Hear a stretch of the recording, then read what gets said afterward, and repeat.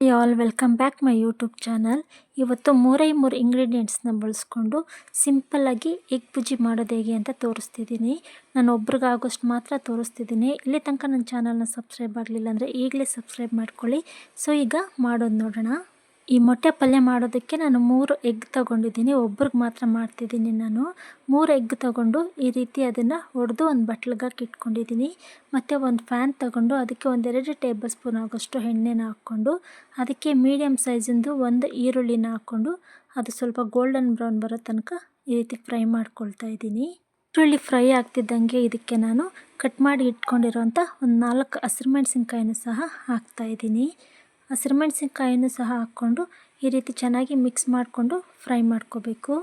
ಅದು ಫ್ರೈ ಆಗ್ತಿದ್ದಂಗೆ ನಾನು ಚಿಕ್ಕ ಸೈಜಿಂದು ಒಂದು ಟೊಮೊಟೊ ತೊಗೊಂಡು ಅದನ್ನು ಸಹ ಈ ರೀತಿ ಕಟ್ ಮಾಡಿಕೊಂಡು ಇದಕ್ಕೆ ಹಾಕ್ಕೊಂಡು ಸ್ವಲ್ಪ ಟೊಮೊಟೊ ಸಾಫ್ಟ್ ಆಗೋ ತನಕ ಫ್ರೈ ಮಾಡ್ಕೊಳ್ತೀನಿ.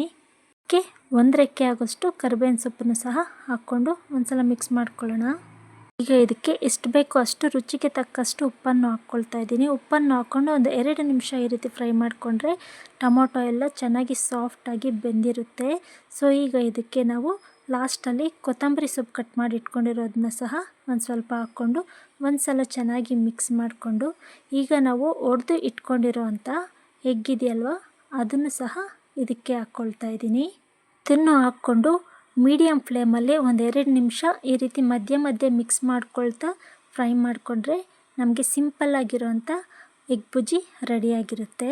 ಸೊ ಇದು ಮಸಾಲೆ ಹಾಕಿ ಸಹ ಮಾಡ್ಬೋದು. ಆ ರೆಸಿಪಿನೂ ಇನ್ನೊಂದು ಸಲ ಶೇರ್ ಮಾಡ್ತೀನಿ. ಈಗ ಸಿಂಪಲ್ಲಾಗಿ ಮಾಡ್ಕೊಳ್ಳೋಂಥ ಎಗ್ ಬುಜ್ಜಿ ರೆಸಿಪಿ ಬರೀ 5 ನಿಮಿಷದಲ್ಲಿ ಮಾಡ್ಕೋಬೋದು. ಸೊ ನೋಡಿದ್ರಲ್ವ ಯಾವ ರೀತಿ ಮಾಡೋದು ಅನ್ನೋದನ್ನು. ನೀವು ಒಂದು ಸಲ ಇದನ್ನು ಟ್ರೈ ಮಾಡಿ ಹೇಗಿತ್ತು ಅಂತ ನನಗೆ ಕಾಮೆಂಟ್ ಮಾಡಿ ತಿಳಿಸಿ.